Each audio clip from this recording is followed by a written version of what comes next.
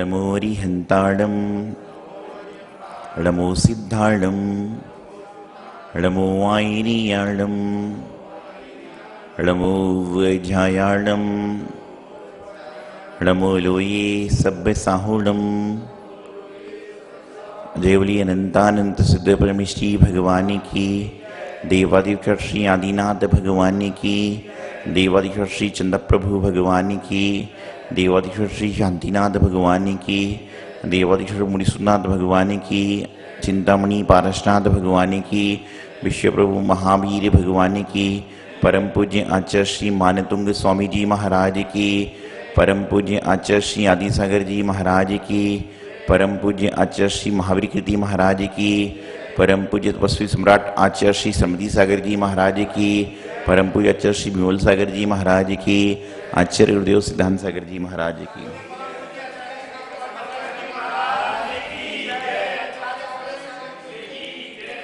महानुभाव, एक व्यक्ति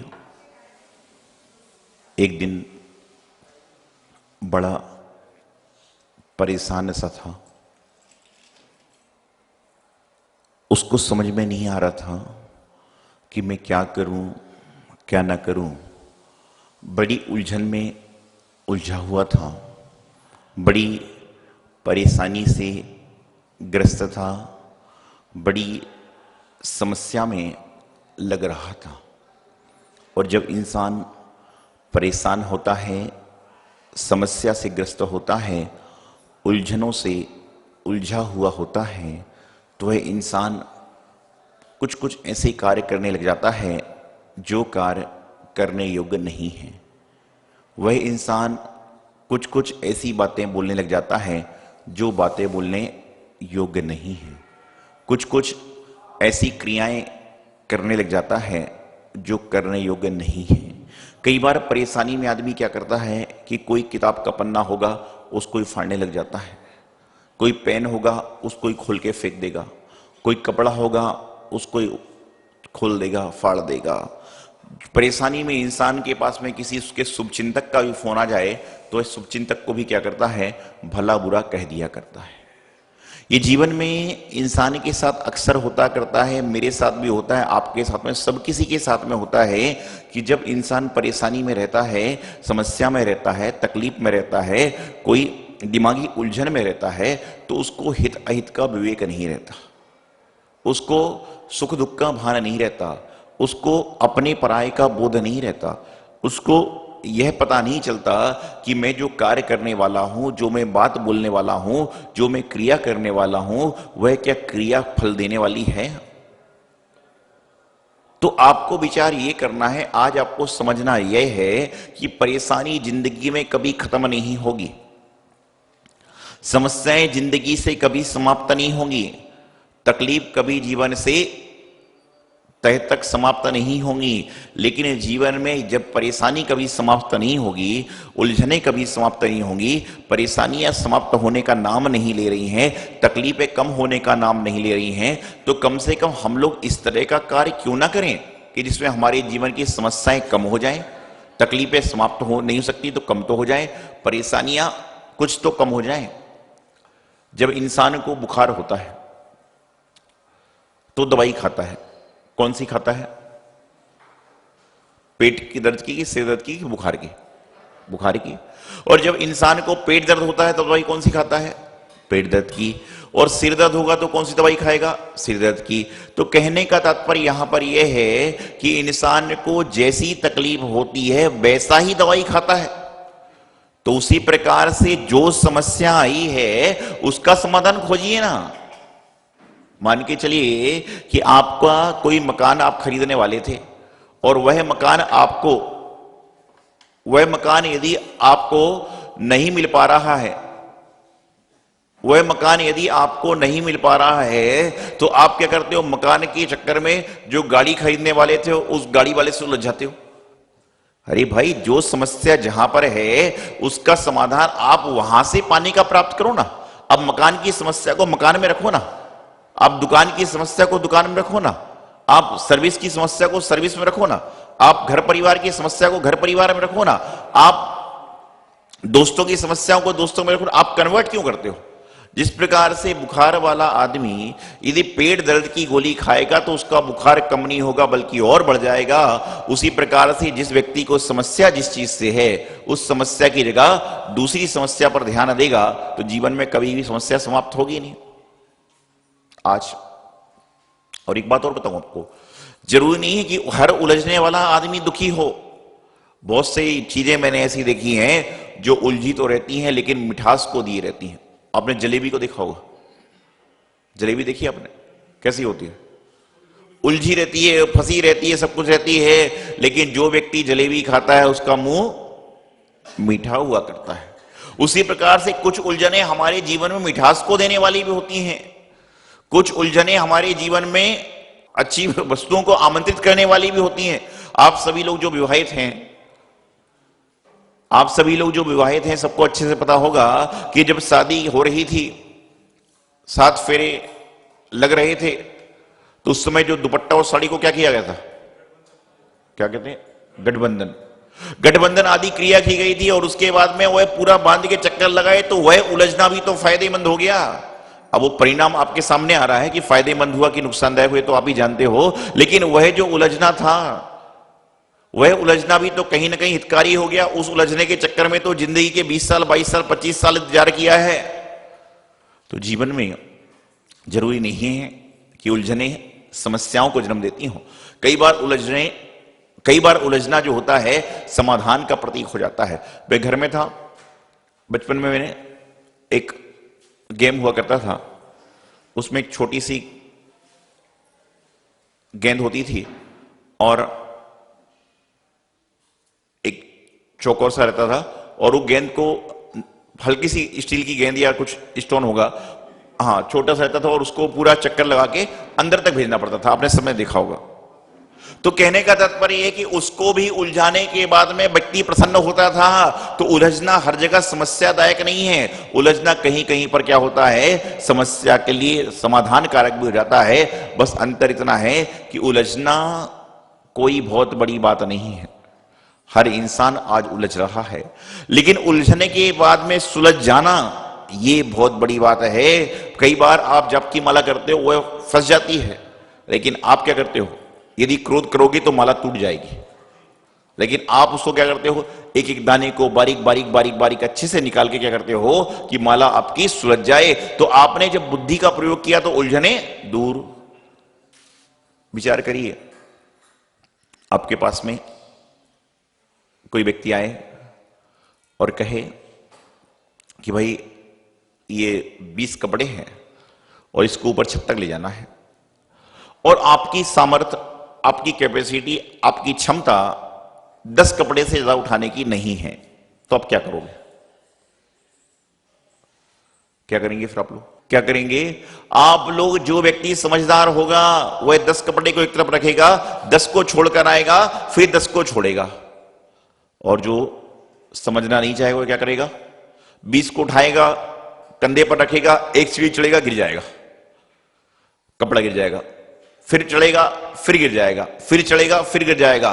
और ज्यादा ना समझ होगा वह कहेगा भाई मुझसे नहीं होगा। कहने का तात्पर्य है कि परेशानी आपको आमंत्रित करती है, समस्याएं आपको आमंत्रित करती हैं, उलझने आपको आमंत्रित करती हैं कि आप उलझन से सुलझने का प्रयास तो कीजिए। अरे आप विचार करिए कि आपके पास में समस्याओं का समाधान पाने की बुद्धि है, उलझनों से निजात पाने का आपके पास तरीका है। आपके पास परेशानी, तो मैं आपको बता रहा था कि वो एक व्यक्ति बड़ा परेशान ऐसा था और उसकी परेशानी का कारण कुछ भी नहीं था। उससे पूछा कि भाई तुम क्यों परेशान हो? उसने कहा पता नहीं मेरा कौन सा ग्रह चल रहा है, पता नहीं मेरा कौन सा नक्षत्र चल रहा है, पता नहीं मेरे जीवन में कौन सा विकारी भाव चल रहा है कि मैं जो भी काम करता हूं सब उल्टा पड़ता है, सब उल्टा पड़ता है, सब उल्टा पड़ता है। तो वो संत बोले, जिस संत के पास गया था, बोले कोई बात नहीं, उल्टे होने दो। अरे बोले महाराज जी कमाल हो गया, आप तो उल्टे उल्टे की बात करो, यहां तो बड़ी परेशानी हो गई। तो महाराज संत ने कहा कई बार बर्तन को उल्टा भी करना जरूरी होता है। जब बर्तन की साफ सफाई की जाती है, मांज पोंछ के खा जाता, तो क्या करते हैं, उल्टे रखते हैं कि नहीं रखते हैं? क्यों रखते हैं?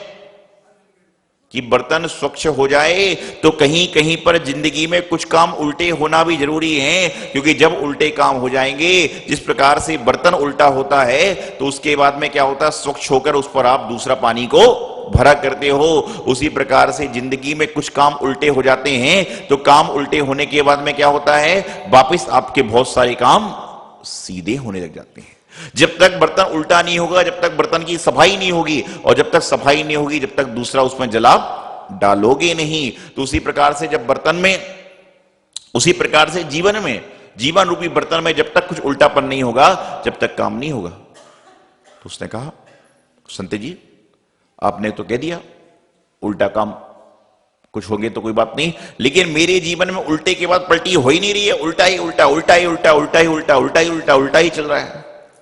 हर कहता ना, बोले महाराज जी बताओ, कुछ कर्म ऐसे चल रहे हैं कि जो भी काम करता हूं, एक आजकल तो लोग कहावत डाल देते हैं कि एक वो व्यक्ति है जो मिट्टी को छूता तो क्या हो जाता है, सोना हो जाता है, और एक ये व्यक्ति है जो सोने को छूता तो मिट्टी हो जाता है। आज तक कभी ऐसा हुआ नहीं है, आज तक कभी ऐसा हुआ नहीं, सिर्फ ये कहावत है कि बोले वो मिट्टी को छुएगा तो सोना हो जाएगा, और ये सोने को छुएगा तो मिट्टी हो जाएगी। मिट्टी मिट्टी रहेगी, सोना सोना ही रहेगा। लेकिन अंतर इतना जरूर है कि कोई कुशल कारीगर होगा तो मिट्टी के घड़े को वह सोने के माफिक बना देगा, और अकुशल कारीगर होगा तो सोने के आभूषण को भी वह मिट्टी की भांति बना देगा। मिट्टी कभी सोना नहीं हो सकती और सोना कभी मिट्टी नहीं हो सकता।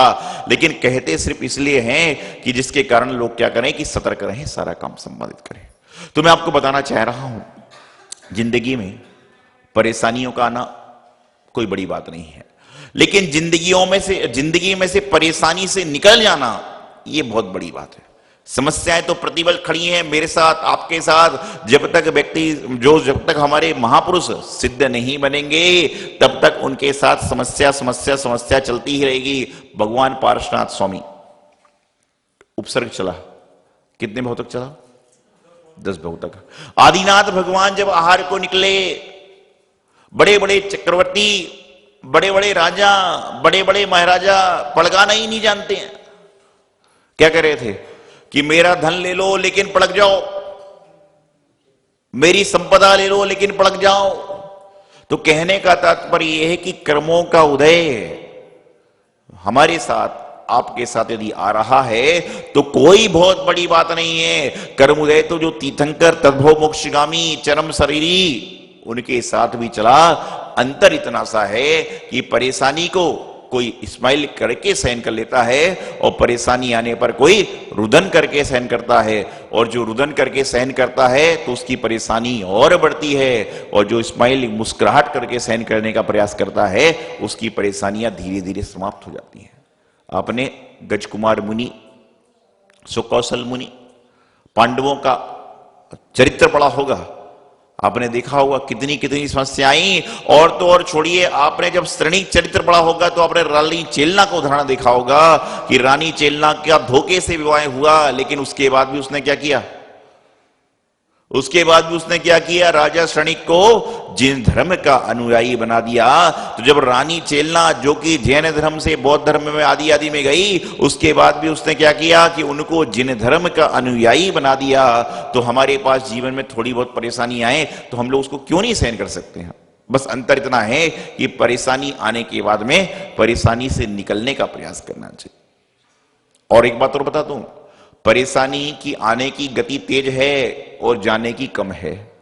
जिस प्रकार से चाय का केटल होता है, कॉफी की मशीन होती है, जो भी होती है, उसके अंदर जब भरा जाता है तो कितने वेग से भरा जाता है, एक साथ में पूरा केटल को भर दिया जाता है, और निकालते समय एक एक गिलास, दो दो गिलास, तीन तीन गिलास, जैसी जरूरत होती है वैसे ही भरते हैं। तो उसी प्रकार से हमारे यहां परेशानी आएगी, कोई बात नहीं, लेकिन परेशानी जाएगी, लेकिन परेशानी से जाने का तरीका, आने का तरीका समझ लेंगे तो जीवन में हमारा निश्चित रूप से समाधान हो जाएगा।